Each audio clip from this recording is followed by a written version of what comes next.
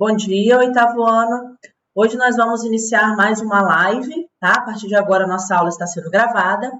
E hoje nós vamos falar do reino protista, certo? Vamos comigo acompanhando lá na página 45, por gentileza.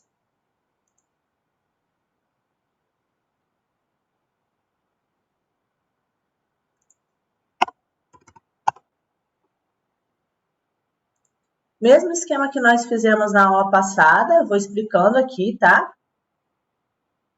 E vocês vão participando comigo, certo? Deixa eu só deixar aberto aqui os participantes para ver quem está precisando entrar. Então, na aula passada falávamos do reino monero, né? E hoje vamos falar do reino protista. Também pode ser chamado de protoctista ali, né? Porque vem do latim, certo? Então, turma, quem são os indivíduos que estão presentes neste grupo? Nós temos os protozoários, tá? E temos os organismos unicelulares, como os protozoários são unicelulares, temos algumas microalgas que são unicelulares e temos algumas algas multicelulares, que antes elas eram classificadas como plantas, tá? Só que agora elas estão todas dentro do reino protista.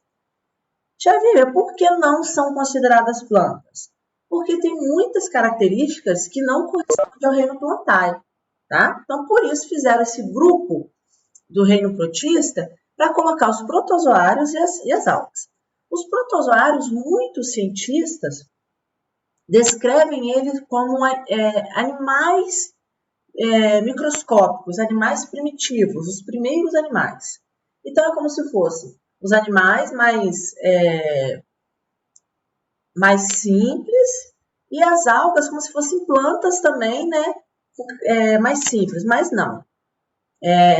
Nós chamamos de protozoários, tá?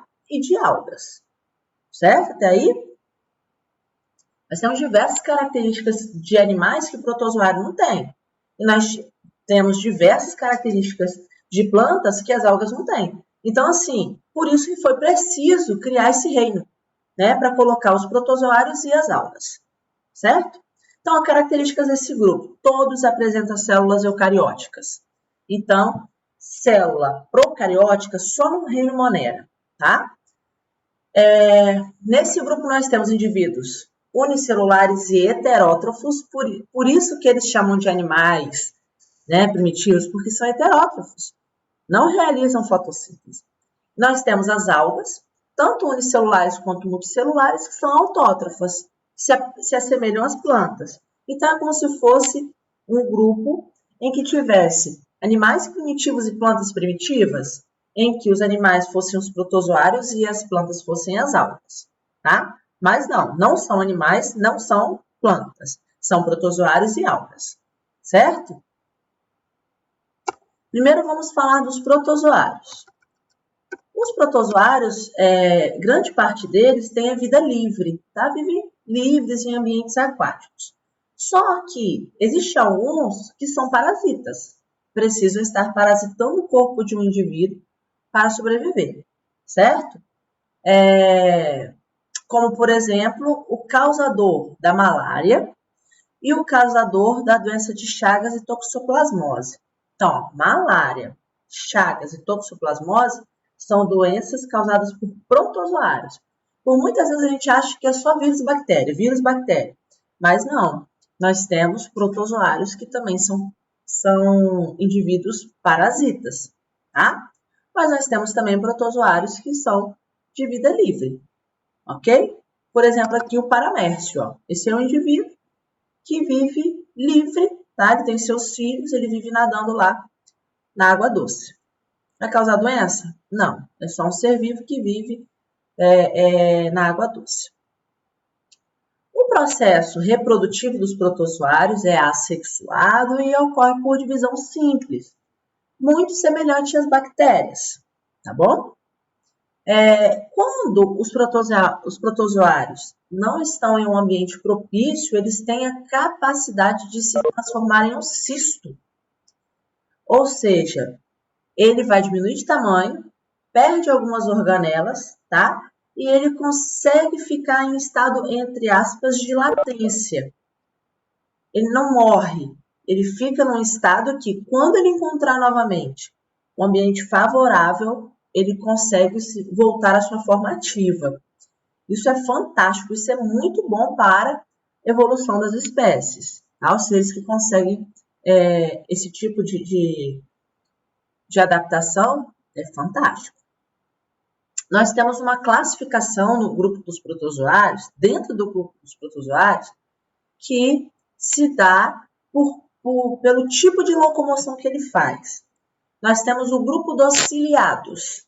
O grupo dos ciliados são todos os protozoários que têm cílios ao seu redor e que se locomovem mexendo os cílios, tá? Então, o grupo dos protozoários que são ciliados são aqueles que se locomovem através dos cílios. Os cílios também vai auxiliar ele a se locomover e a capturar o alimento. Porque, lembra, ele é heterótrofo, ele não realiza fotossíntese. Então, ele se alimenta de micro-organismos menores do que ele. Temos também os protozoários, que chamamos de flagelados, que são aqueles que apresentam flagelos, como se fosse um chicote, que ao mexer o seu flagelo, como se fosse um espermatozoide, locomove o protozoário. Exemplos: o protozoário causador da doença de Chagas, tá? Ele é um flagelado. Temos também alguns protozoários que não apresentam cílios nem flagelos. Só a membrana dele que vai se mexendo, tá? O citoplasma dele vai sendo jogado para frente e para trás e ele vai se mexendo através desses pseudópodes. Pseudo na ciência significa falso. Podes, pés. Então, como se fossem falsos pés. Eles não têm nem cílios nem flagelos, mas se locomovem por pseudópodes, certo? Esses pseudópodes também servem para ele capturar, englobar o alimento. Ele engloba e joga para dentro da célula em um processo chamado fagocitose. Ele fagocita, certo? Engloba o alimento e se alimenta. Bom, esses protozoários podemos chamar eles de rizópodes ou sarcodíneos, os que têm pseudópodes, que têm cílios ciliados, fácil. Tem flagelos flagelados, que têm pseudópodes, rizópodes ou sarcodíneos. Dentro desse grupo nós temos as amebas, tá?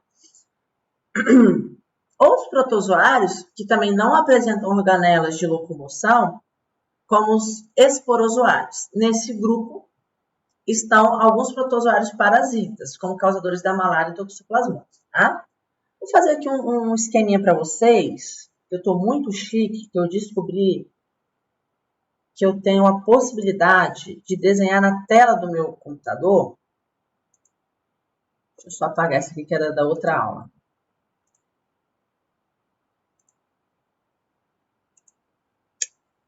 Vou fazer para vocês um desenho esquematizando a fagocitose de um protozoário com seus pseudópodes. Olha só quantos nomes. Vocês vão se amarrar. Uma ameba, tá? Aqui eu tenho uma ameba com seus pseudópodes.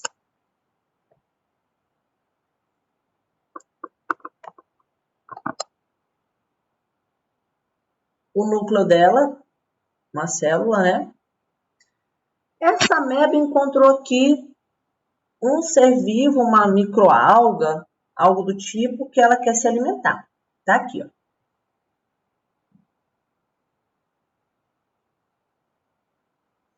que ela faz?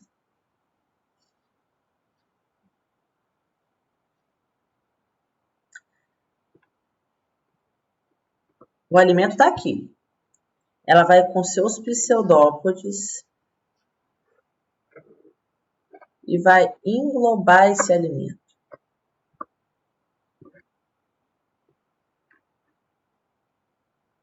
vai jogar para dentro do seu organismo, vai fazer a digestão. Opa, peraí.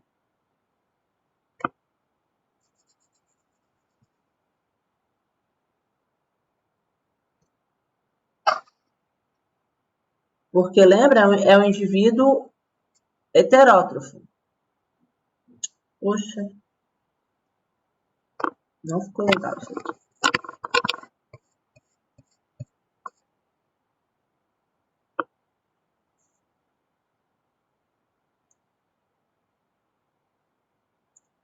Aí aqui o núcleo dela e aqui o alimento, ó. Ela vai alimentar. E o nome desse processo é, anotem aí,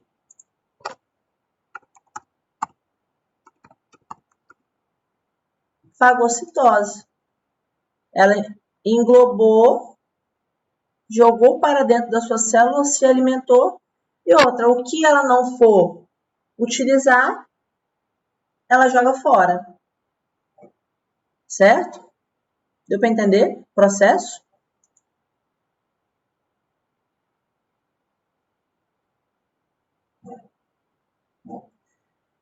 Não, o Caio, ela vai englobar mesmo, não vai se fundir a ela não, ela engloba, ela pega e joga para dentro da célula. Aí as suas organelas citoplasmáticas lá dentro da célula vão fazer a digestão intracelular, tá?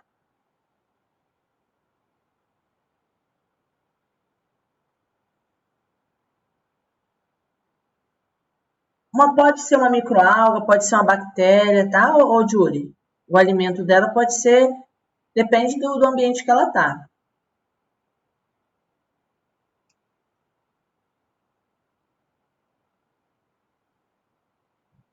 Vamos seguir então, hein?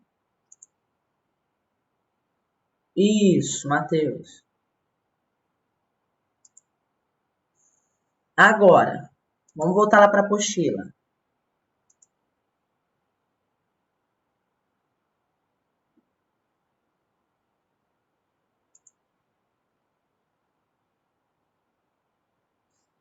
Aqui nós temos algumas doenças que são causadas por protozoários, tá? A apostila traz aqui, né, uma que é clássica, que é a doença de Chagas, tá? A doença de Chagas, ela também pode ser conhecida como tripanossomíase americana. E quem causa essa doença é o Trypanosoma cruzi. Reparem os nomes científicos, como estão sendo escritos, tá? Todos em itálico, com a primeira letra maiúscula em latim, tá? Só um minutinho aqui. Você tá te afirmando. Esse protozoário aqui, ele é transmitido pelas fezes de um inseto chamado barbeiro. Barbeiro não é um mosquito, ao contrário de que muitos imaginam, ele não é um mosquito, tá? Ele é um besourinho. Como que ele faz? Deixa eu colocar aqui para vocês. Aqui são os protozoários, tá? Vistos ao microscópio. Aqui, ó, mostra como que funciona a transmissão do barbeiro. Vamos lá, deixa eu explicar para vocês. O barbeiro, ele pica a pessoa, tá? E no ato da picada, coça, né? A pessoa vai coçar. Geralmente ele tem um hábito noturno. Geralmente ele faz isso, a pessoa tá dormindo. Então, o besourinho foi lá e te picou, você vai coçar, né? Quando você faz isso, você auxilia a abrir o orifício da picada. O barbeiro defeca naquela região. Então, não é pela saliva do barbeiro que ocorre a contaminação, é pelas fezes, certo? Quando ele defeca, ele coloca para dentro da nossa corrente sanguínea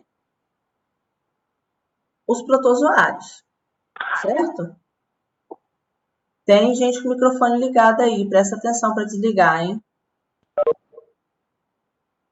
Então, ó, a pessoa, ao coçar o local da picada, facilita a penetração do parasita através da pele, ou também vai contaminar as suas mãos, tá? Ao levar também na boca, nos olhos, propicia a penetração do parasita através da mucosa. Aqui nas fezes do barbeiro, nós vamos ter já os tripanossomos. Esse tripanossomo, ele pode ganhar o nosso organismo em diversos locais. Por exemplo, ele pode se instalar no seu coração. Tripanossomas no músculo cardíaco, que está mostrando. Pode ir para a corrente sanguínea, tá? Na corrente sanguínea, tá vendo aqui, ó, tem os vasos sanguíneos, as hemácias e os tripanossomos. Aí essa pessoa aqui está contaminada. Quando um barbeiro que não estava contaminado picar essa pessoa, ele vai se contaminar com esse tripanossomo. E ele passa a infectar novas pessoas. Então, o barbeiro, quando ele vai sugar o sangue da pessoa, ele tem a chance de se infectar, certo? Peraí, deixa eu ver o que tem pergunta. Então, Matheus, geralmente essa pergunta acontece. Professora, se ao invés de eu coçar, eu não coçar, eu bater no bicho, espantar o bicho e não coçar. Geralmente você faz isso involuntário. Se uma parte do seu corpo está coçando, você vai coçar. Você não vai lembrar que ali pode ser um barbeiro que está contaminado com tripanossoma, né? Agora, essa doença, vamos lá, eu vou fazer umas perguntas para vocês. É comum aqui no nosso dia a dia? Vocês já ouviram falar assim, fulano está com doença de Chagas. É comum essa doença aqui na cidade? Não é. Por quê?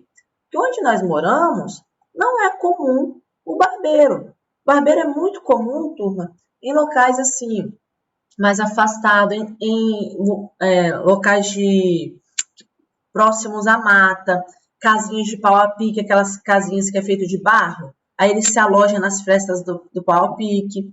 Então, assim, não é uma doença comum aqui na cidade. Mas no interior pode ser comum? Sim. Professora, quais são os sintomas dessa doença? Febre, mal-estar, inflamação, dor nos gânglios linfáticos, que é o nosso sistema de defesa, onde tem os nossos glândulos, tá? Vocês já viram isso? E os órgãos que o tripanossoma se instala, ele incha. Então, o coração ele pode dilatar. Se ele se instalar no fígado, o fígado dilata. Se instalar no baço, o baço dilata. O intestino. Aí a pessoa fica com uma barriga inchada. Então, uma das características é a barriga inchada também, tá? Mas, Vivian, é uma doença muito grave que mata, né? Que é sempre as perguntas que vocês fazem. Existe tratamento para essa doença? Existe tratamento. Toda doença que ela é tratada na fase inicial, a chance de cura é maior. Não é verdade? A gente já sabe disso? Então, o tratamento, quando realizado na fase inicial, apresenta grandes chances de cura, tá? Agora, como é feita a transmissão? É pelo barbeiro, mas tem outras formas? Tem. Como? Teve um caso extremamente atípico, tá? Extremamente atípico, vamos, por favor, prestem atenção nisso. É atípico. Em que, numa cidade, foi constatado que várias pessoas contraíram doença de Chagas. Foram ver, o que estava contaminado era o caldo de cana, tá? E em uma outra cidade, o açaí. Por quê? Quando eles foram triturar a cana, tinha barbeiro na cana. É um local que provavelmente não tinha tanta higiene, né? E triturou o barbeiro junto. Então, tinha tripanossoma no barbeiro, as pessoas tomaram o caldo de cana, se contaminaram.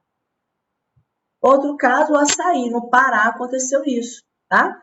Professor, então nunca mais vou tomar nem caldo de cana, nem açaí. Eu, em Deus me livre, não quero. Gente, a chance de a gente se contaminar com doença de Chagas aqui no Espírito Santo, tomando caldo de cana e tomando açaí, é mínima, pelo amor de Deus, tá? Não vem ficar com essas doideiras, não. Só tô falando para vocês que aconteceu esse caso, tá? Como tinha o barbeiro ali, foi triturado no meio, quando a pessoa ingeriu, ela se contaminou. Transfusão sanguínea, transplante de órgãos. Se a pessoa, no sangue dela tem tripanossoma, quando vai fazer a transfusão, se não tiver feito o controle, pode se contaminar? Pode contaminar outra pessoa. Mãe, pode contaminar o bebê na hora da gestação ou no parto também, tá? São todas essas formas de transmissão.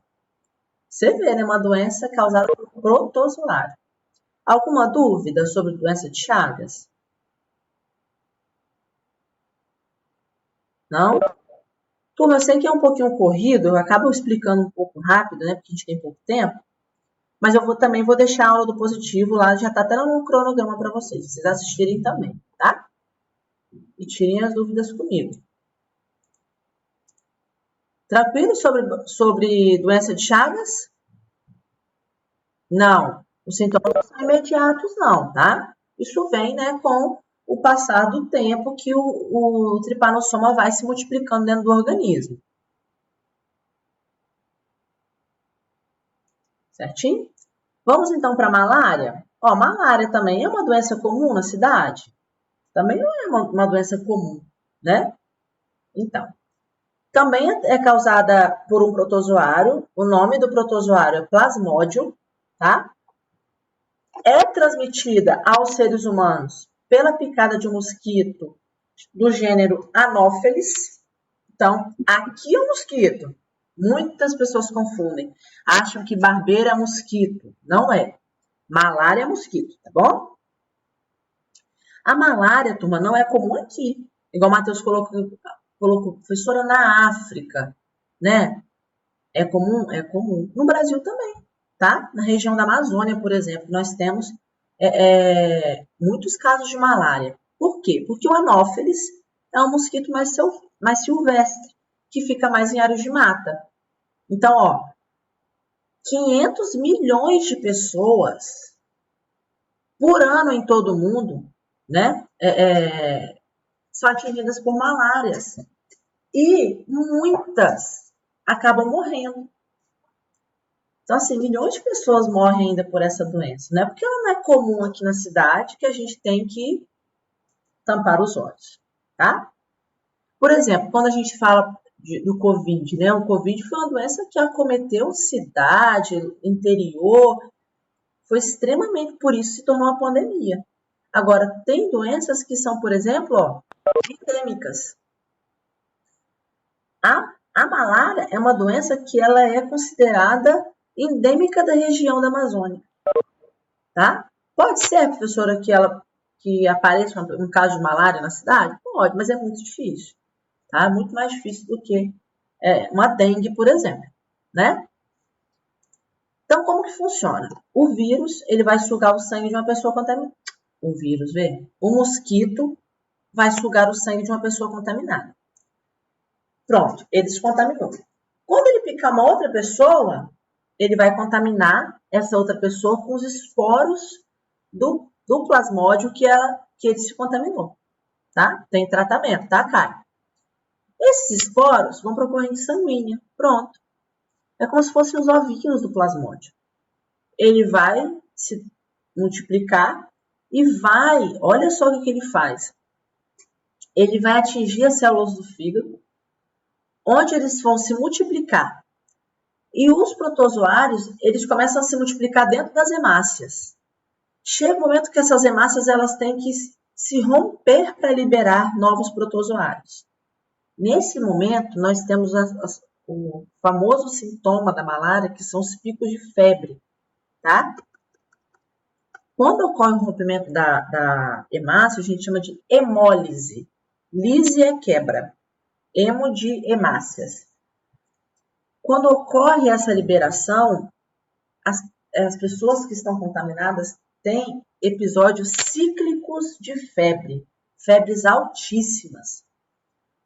É um dos casos, é um dos sintomas típicos da malária. Febres altas, picos de febre alta, que é quando está acontecendo a hemólise. certo? As pessoas tem casos até de convulsões, as pessoas até convulsões de febre estão altas. Professora, tem tratamento? Sim, tem tratamento. Quanto antes for diagnosticado, vai ser feito o uso de medicamentos, tá? E o tratamento, ele acontece, tá bom? O problema, gente, por que tem muita morte? Tem muitos casos que a situação é tão precária, tão precária, tão precária, que não tem como se tratar, certo? Com certeza, a febre muito alta dá até alucinação, né? É extremamente perigoso. Certo? Então, uma das características típicas da malária são esses picos de febre.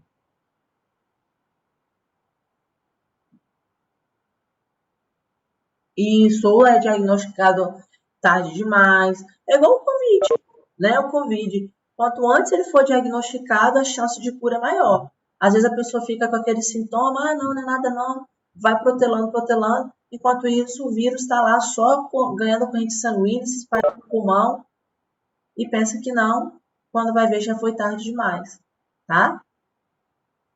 É, isso aí.